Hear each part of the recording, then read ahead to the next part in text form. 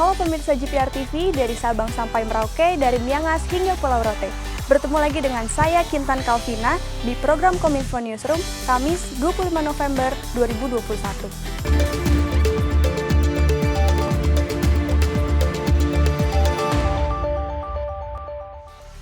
Pemirsa, informasi pertama kami awali dengan pesan Presiden Joko Widodo terkait potensi hydropower di Indonesia yang sangat besar.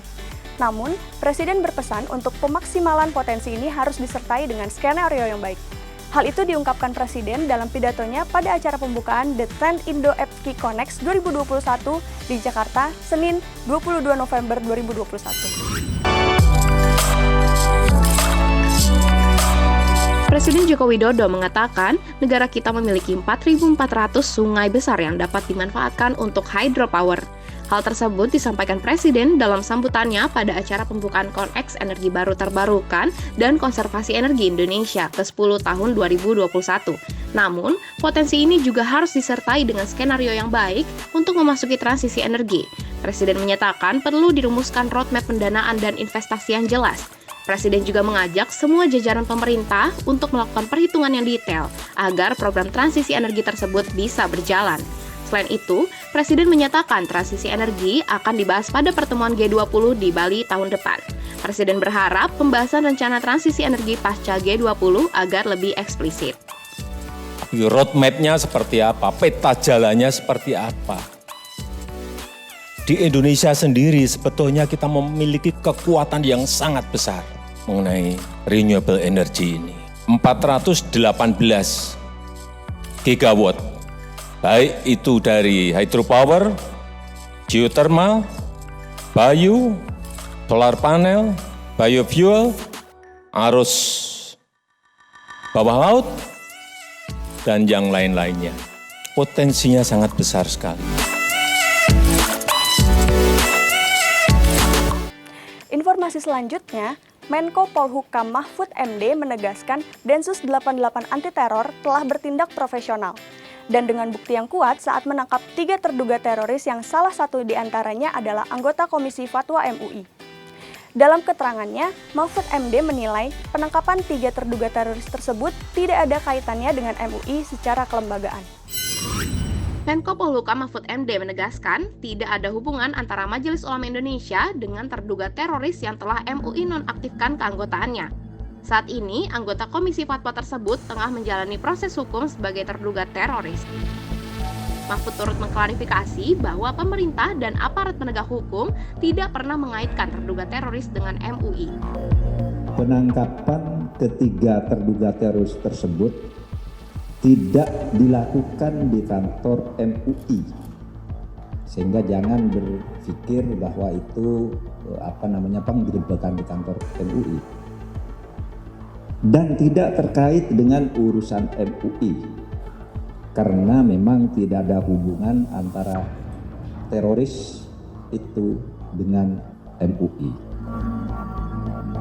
Ketua Umum Majelis Ulama Indonesia, Miftahul Ahyar pun angkat suara terkait diamankannya anggota Komisi Fatwa MUI, Zain An-Najah oleh Densus 88 anti teror karena diduga seorang teroris. Miftahul mengatakan, peristiwa penangkapan tersebut menjadi momentum introspeksi bagi MUI agar lebih teliti dan berhati-hati. Di internal MUI secara umum tidak ada goncangan dan sudah berjalan normal.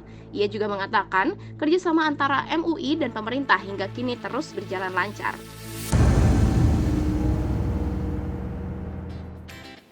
Pemirsa, di hari yang sama Menko Polhukam Mahfud MD juga secara tegas mengingatkan pada obligor dan debitur agar segera memenuhi kewajibannya dengan melunasi hutang kepada negara.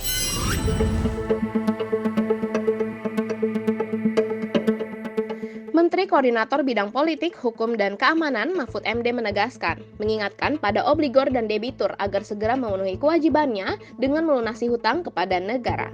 Mahfud juga mengapresiasi para obligor dan debitur yang telah memenuhi panggilan dari Satgas BLBI dan berjanji akan melunasi kewajibannya. Salah satunya yaitu pembayaran dari Syamsul Nur Salim dan debitur PT Lucky Star Navigation. Satgas BLBI pun disebut telah melayangkan somasi kepada obligor Kaharudin Ongko dan Agus Anwar untuk segera memenuhi kewajibannya kepada negara. Bila somasi tersebut tidak membuahkan hasil, maka Satgas BLBI akan menempuh langkah hukum untuk mendapatkan hak negara.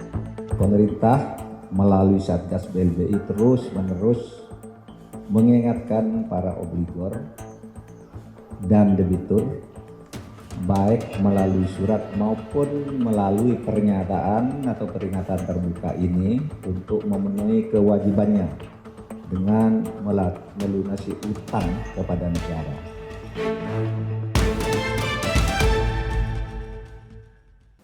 Pemirsa, sementara itu, Menteri Kesehatan Budi Gunadi Sadikin tegaskan pihaknya bersama Kemendikbudristek sudah memfinalisasi revisi surat keputusan bersama 4 menteri yang menjadi dasar pembelajaran tatap muka. Menkes berharap revisi aturan tersebut bisa diterapkan pada pekan ini. Dalam rangka mendukung penyelenggaraan pembelajaran tatap muka di masa pandemi COVID-19, pemerintah saat ini tengah merevisi panduan penyelenggaraan pembelajaran tatap muka yang tertuang dalam surat keputusan bersama Menteri Kesehatan, Menteri Pendidikan, Kebudayaan, Riset, dan Teknologi, Menteri Agama, dan Menteri Dalam Negeri. Hal ini disampaikan oleh Menteri Kesehatan Budi Gunadi Sadikin bahwa SKB tersebut sudah dalam tahap finalisasi. Dengan demikian, pembelajaran tatap muka segera dilaksanakan di seluruh wilayah Indonesia dengan menerapkan pembatasan-pembatasan untuk meminimalkan risiko penularan COVID-19. Kami dan Pak Nadiem sudah memfinalisasi revisi dari SKB surat keputusan bersama 4 menteri yang mudah-mudahan minggu ini bisa ditandatangani sehingga kita tetap bisa menjalankan pendidikan tatap muka tanpa mengenyampingkan aspek kesehatan atau keamanannya. Jadi tetap kita bisa jalan dengan sehat, tapi juga jalan dengan lancar. Menutup informasi terakhir, Menteri Kesehatan Budi Gunadi Sadikin memastikan stok vaksin aman. Pihaknya mengajak sosialisasi penggunaan vaksin dapat diterapkan seluruh elemen masyarakat.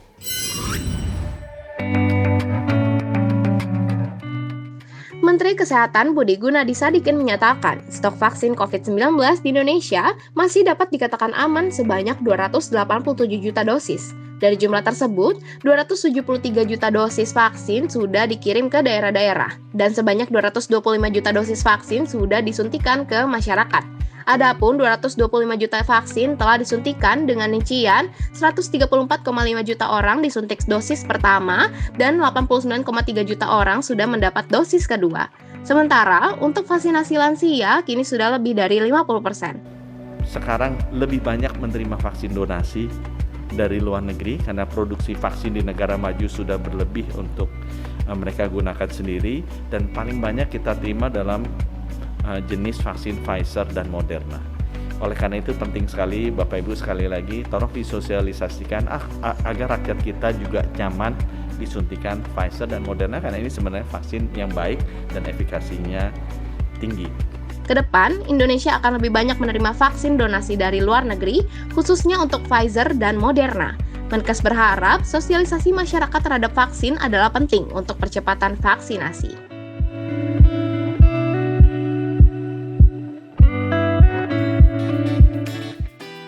Itulah ragam informasi yang telah kami kemas untuk Anda. Dapatkan update berita pilihan setiap harinya di kanal GPR TV atau melalui sosial media gprtv.id. Saya Kintan Kalvina pamit, sampai jumpa.